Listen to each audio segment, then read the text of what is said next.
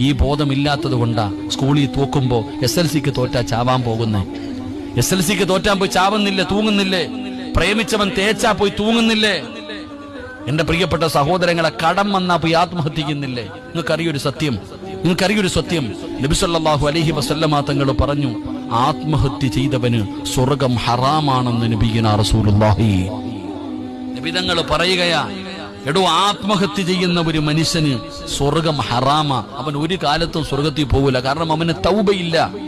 നബി സല്ലല്ലാഹു അലൈഹി വസല്ലമ തങ്ങളുടെ കാലഘട്ടത്തിൽ വാള് പോലെ ഉള്ള ഒരു ആയുധം കൊണ്ട് ഒരു ചെറുപ്പക്കാരൻ ആത്മഹത്യ ചെയ്തു.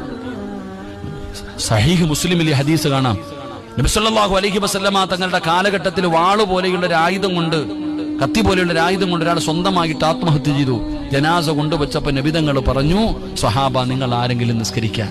നബിതങ്ങൾ നിസ്കരിച്ചില്ല. അള്ളാഹുവിന്റെ പ്രവാചകൻ സല്ലല്ലാഹു അലൈഹി വസല്ലമ തങ്ങൾ പറഞ്ഞു, നിങ്ങൾ ആരെങ്കിലും നിസ്കരിക്കാൻ. എന്റെ പ്രിയപ്പെട്ടവർ, അതിനകത്തുണ്ടോ ആത്മഹത്യ സാധാരണ ഒരു പാപമല്ല, അതിന് തൗബയില്ല. അള്ളാഹു നമ്മളെ കാത്തിരക്ഷിക്കുമാറാകട്ടെ. ഏത് പ്രതിസന്ധിയിലും നമ്മൾ അള്ളാഹുവിൽ പരമേൽപ്പിക്കണം. എന്തിനാ പേടിക്കുന്നേ? അള്ളണ്ടല്ലോ, ഒരു കയറ്റം കഴിഞ്ഞാൽ ഒരിറക്കം വരും.